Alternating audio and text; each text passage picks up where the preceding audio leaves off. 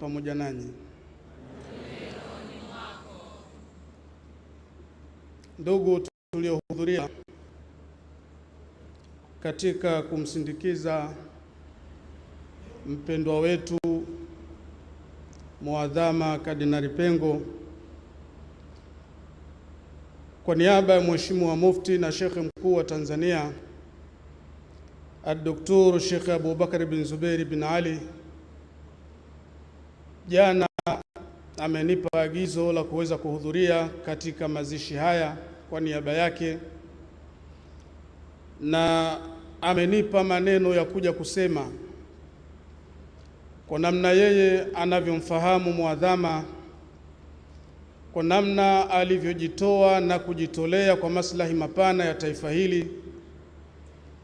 Lakini imefikia mahala Mufti na Sheikh Mkuu wa Tanzania anawataka Watanzania pale wanapomsindikiza Muadhama Kardinali Pengo na kwenda kumuweka katika nyumba yake ya milele, wasione kwamba wanakwenda kumuweka yeye, bali wanakwenda kuziweka hekima zake, busara zake, utu wake na uzalendo wake kwa taifa letu.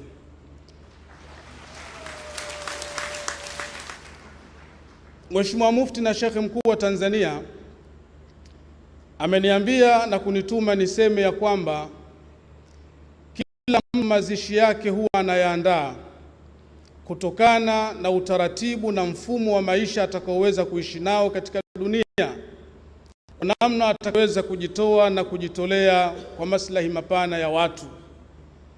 Na Mufti na Sheikh Mkuu wa Tanzania wakati ananipa maagizo haya amenukuu kipande cha hadithi ya Mtume sallallahu alaihi wasallam aliposema, nami naomba kunukuu kwa Kiarabu kisha nitafasiri kwa Kiswahili.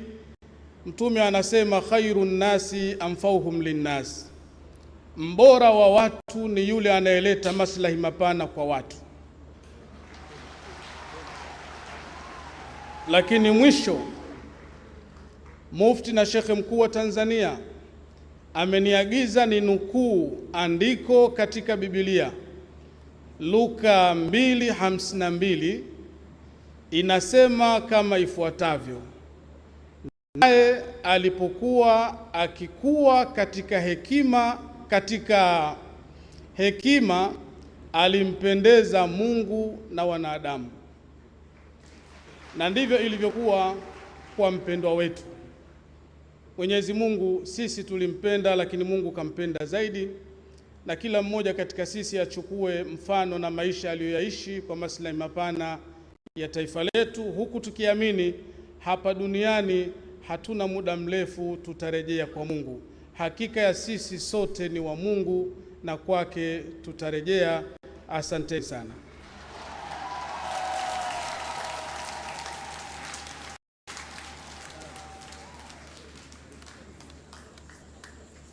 Asante sana Sheikh kwa kumwakilisha Sheikh Mkuu wa Tanzania Mufti Zuberi.